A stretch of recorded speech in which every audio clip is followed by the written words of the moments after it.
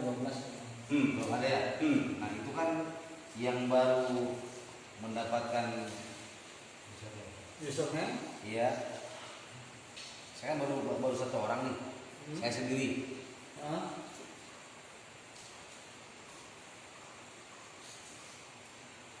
Saya sendiri yang baru mendapatkan. Sebenarnya simpelnya kenapa? Ya. Tunggu, saya jawab dulu. Tunggu, simpel Pak. Bapak bayarnya ke siapa? Minta username passwordnya ke dia. Bapak bayar kembali. Ya Bapak minta pertanggungjawaban beliau. Mana username password saya? Simpel. Ya? Kenapa ya? Tuh kan nggak ngerti. Ya itu kan udah datanya tadi tuh, yang 10 tuh. Ya saya kan baru masukin data KTP, nomor rekening dan nomor HP. Nomor HP pun tahu dari sini nih, ya kan? Yang tadi bilang bapak tuh mana? Username-nya apa? Udah didaftarkan belum yang itunya? Udah masuk semua ke sini. Jauh udah daftarkan belum? Udah. Oh, udah. Kurang satu doang. Kurang satu belum bayar, jadi gua nggak. Oh yang belum bayar Bang. Kalau gue belum masuk, maaf lah saya posting. Betul. Jadi memang yang 4 ini masih terhambat ya. Artinya mereka ini kan belum ada yang begini.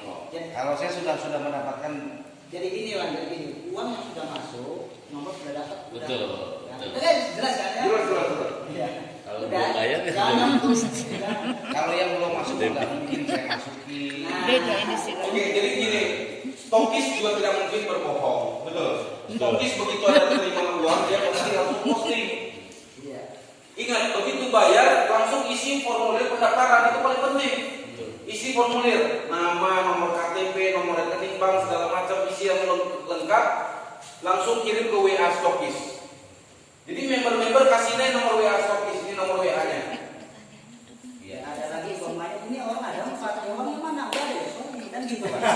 Betul. Jangan ada portnya nggak ada. Betul. Ini enggak dulu mana uangnya dulu kan. Betul, uang yang paling benar. Ya. Ibarat mau masuk bioskop, nggak ada duit gimana dapat karcis? Kira-kira begitu. Oke, ada pertanyaan lagi? Kalau nggak ada pertanyaan, saya close. Saya masuk ke desa mandiri. Karena saya sudah janji ke Pak Kuwu ada 234 juta per bulan. Ini omongan saya direkam dulu. Ya. Penipuan itu pasal 378 minimal kurungan ancaman hukumannya bisa 6 bulan bisa setahun. Ya, ini direkam mereka loh. Saya bicara di depan orang banyak. Kalau pertanyaan habis saya tutup cerita, kita masuk ke cerita desa percontohan, desa mandiri. Udah, barangkali ada yang belum jelas. Mohon maaf teman-teman, saya sambil presentasi sambil merokok nggak apa-apa ya. Ini menginspirasi saya soalnya. Ini teman-teman tahu sebenarnya saya paling senang pakai celana pendek baju kaos, tapi karena presentasi saya harus pakai sopan. Aslinya saya celana pendek baju kaos. Oke, masih ada pertanyaan? Cukup? Ayo. Ada? Apa yang ngerti apa yang ngerti? Paham semua belum? Udah Pak. Paham ya? Oke, ini saya tutup cerita. Sekarang kita bicara desa percontohan. Ayo dengarkan. Ya. Sekarang kita kita bahas apa itu desa mandiri, apa itu desa percontohan. Saya ulangi lagi. Desa mandiri adalah desa yang tidak dibutuh bantuan pemerintah. Dia bisa mandiri. Sama dengan kayak kita punya anak mandiri. Nggak perlu disubsidi orang tua. Banyak orang sekarang menikah masih disubsidi orang tuanya, benar Pak? Artinya dia belum mandiri. Nah, jadi kadang-kadang orang tua juga karena saking sayang ke anak, tapi salah didik. Anaknya nggak bisa mandiri, sampai susunya aja mesti dibeliin orang tuanya, betul nggak? Nah, sama ini dengan desa. Kita bagaimana bisa punya satu desa mandiri. Jadi ketika pemerintah membantu agak sombong, nggak usah, pokoknya kasih aja desa lain. Sombong nggak? Sombong, harus sombong Pak desanya. Kami nggak butuh, kasih aja desa yang paling susah. Kenapa tiap bulan ada 234 juta? Oke, dari mana uangnya? Oke, baik.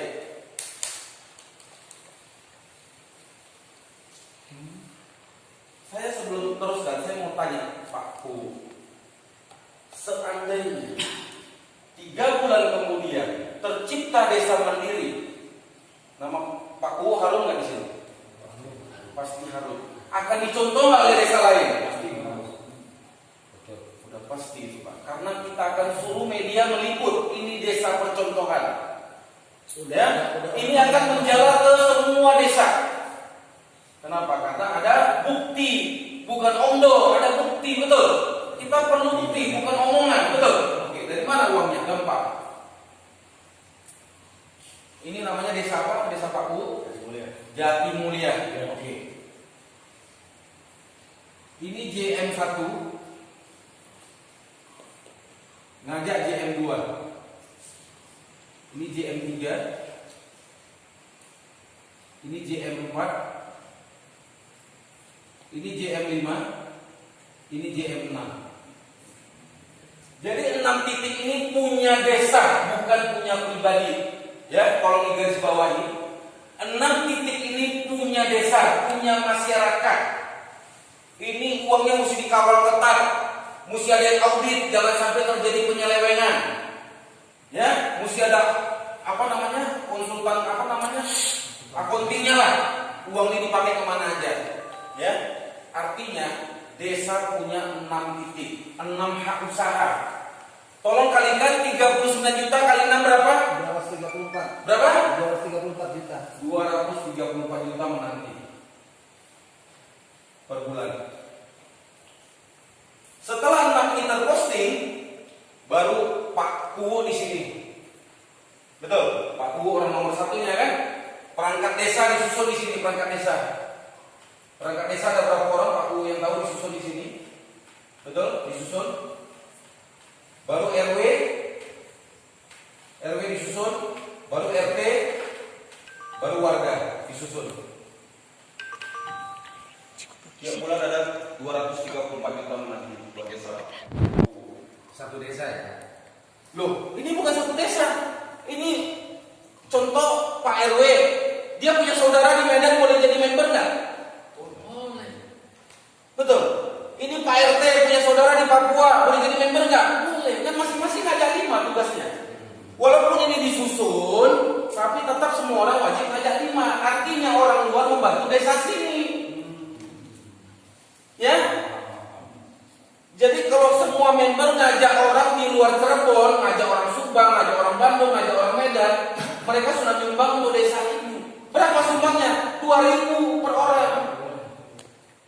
Masuk akal nggak Pak? Ya. Jadi sekali lagi saya ulangin, bisnis yang tidak masuk akal jangan jalan, jangan ikut. Jadi kalau warga kompak, kita Pak Bu ngomong ke warga, panggil RT RW perangkat desa. Dengan kalian beli 1 botol oli, kalian sudah punya sumbangsi ke desa sendiri 2.000 rupiah. Mau nggak jalan bagus? Mau, kamu beli oli. Jalan saya jamin garansi bagus. Pak Bu tinggal ngomong ke warga, betul. Mau nggak penerangan bagus? Mau. Kamu beli oli sebotol aja tiap bulan. Kamu sudah nyumbang 2.000 buat desa kamu. Simple. Siapa yang dirugikan? Tidak ada. Kamu ke bengkel beli oli cuma 45.000. Cuman cap nuhun, betul? Nuhun unggul. Tapi kamu beli komunitas sudah membantu desa Anda sendiri. Anda sudah nyumbang 2.000. Anda ngajak 5 orang, berarti sudah ada nyumbang 6 orang sama Anda. 6 kali 2.000. Berarti Anda sudah nyumbang 12.000 ke desa Anda. Karena Anda ngajak 5. Gimana kalau dia ngajak 10? Boleh nggak? Boleh. Ada yang rajin ngajak 20? Boleh. Ya. Jadi ini ke bawah membernya boleh orang Jakarta, orang mana boleh. Bukan mesti orang Cirebon. Tapi maksudnya supaya adil, kita bicara adil nih, betul Pak? Pak Kuwo di paling kiri susun perangkat desa. Ada berapa orang disusun? Habis perangkat desa disusun, baru Pak RW. Ada berapa RW susun? Pak RT, baru warga disusun di bawah. Cara postingnya maksudnya, ya cara posting membernya. Tapi ingat, walaupun Pak Kuwo paling atas, Pak Kuwo juga punya kewajiban sama bawa 5. Itu fair nih. Ya, Pak Kuwo kan punya teman banyak. Iya. Betul. Bukan berarti Pak Kuwo sudah join di atas dia diam, tidak. Dia juga bawa 5. Sama. Perangkat desa sama bawa 5. Jadi sama satu semangat, satu tujuan, satu visi, satu misi. Seperti itu. Jadi ini sebentar penuh. Nah, kita sudah pernah hitung apabila semua member mampu ngajak 5 dalam seminggu, ini 2 bulan penuh Pak. 2 bulan sudah penuh. Metrik sempurna ya. Yang dibilang metrik sempurna itu semua terisi. Hanya butuh waktu 2 bulan saja. Oke, ada pertanyaan mengenai desa mandiri? Sudah pernah ada Pak? Belum ada Pak. Ini desa pertama saya cerita Pak. Mudah-mudahan ini jadi desa percontohan se-Indonesia. Terus kalau Pak UU ngajak lain desa, nah itu Wah, lebih bagus. Apa? Lebih bagus. Berarti desa lain menyumbang ke desa ini. Pak Kuhu kan temannya banyak Pak Kuhu, ajak mereka gabung. Nggak ada masalah Pak. Itu sudah presentasi desa mandiri ke mereka. Nggak ada masalah Pak. Nah sekarang kalau ini tercipta 2 bulan atau 3 bulan kemudian ada 234 juta. Bisa nggak uang ini dipakai buat kemaslahatan rakyat banyak? Bisa. Betul. Itu yang saya bilang tidak butuh bantuan pemerintah. Kemudian suatu hari Pak Kuhu pensiun, ganti Pak Kuhu baru. Ini bukan milik Pak Kuhu, yang 6 ini milik desa, milik rakyat. Ya. Tapi Pak Kuhu tetap punya penghasilan 39 juta. Pak Kuhu tetap punya penghasilan pribadi, cuman penghasilan yang 6 ini bukan punya Pak Kuhu, 6 ini milik warga. Gitu loh. Jadi siapapun yang join di sini punya potensi penghasilan yang sama 39 juta per bulan. Bukan hanya Pak Kuhu saja. Ada pertanyaan lagi? Puas ya teman-teman ya? Masuk akal ya? masuk. Gitu Pak. Jadi makanya saya bilang saya kalau menjelaskan bisnis saya tak perlu nyontek. Sudah ada di kepala saya karena konsep bisnis saya yang buat gitu. Ya, karena saya buat konsep ini saya tahu apa jalannya seperti apa.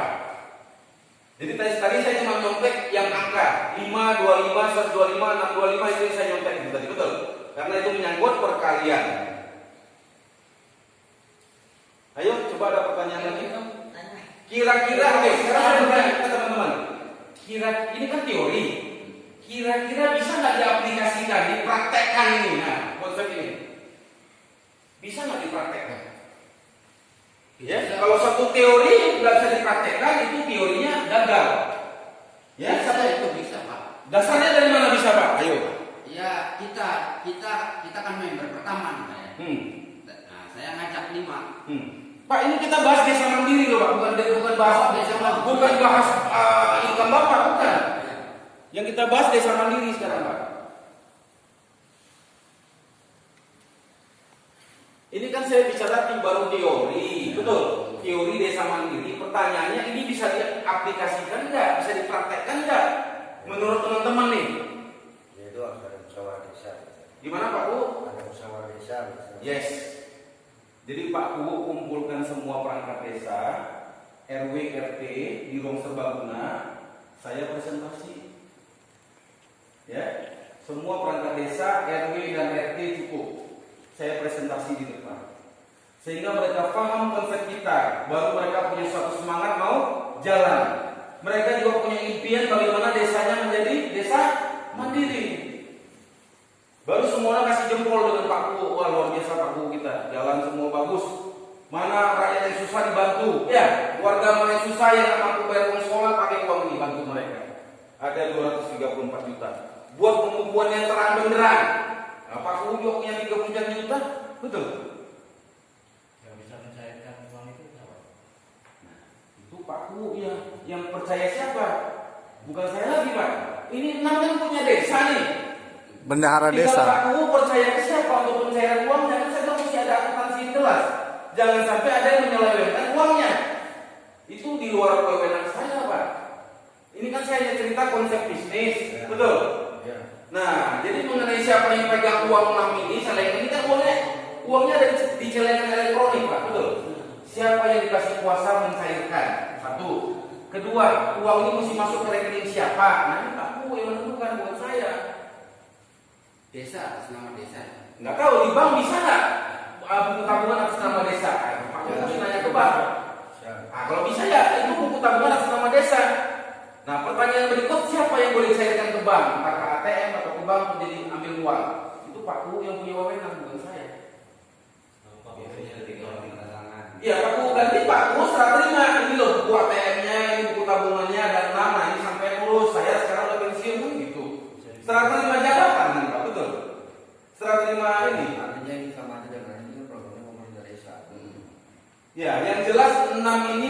milik Pak Kubu sekali lagi ya, dan sebab ini milik masyarakat bersama yang 6 di atas, gitu loh. Masuknya ke BUMDes Pak Kubu ya? BUMDes. BUMDes. Iya kan ada BUMDes, betul. Jadi yang bayar 6 botol ini siapa? BUMDes yang bayar 6 botol ini, betul. BUMDes kan tiap bulan mesti beli 6 botol berarti, betul. Tapi begitu disusun olinya udah gratis, betul kan? Begitu warga disusun kan 6 udah gratis di atas olinya, betul.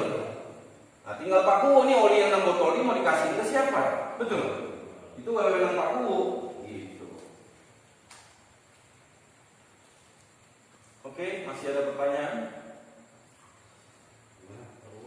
Kalau nggak ada saya tutup, kita ngobrol santai. Kalau ada saya akan jawab. Ya, kalau masalah program visi mungkin kan itu kan perlu musyawarah. Siap Pak Kubu. Yang namanya pemerintah desa kita kan ada yang namanya dilihat ke atasan kita. Betul.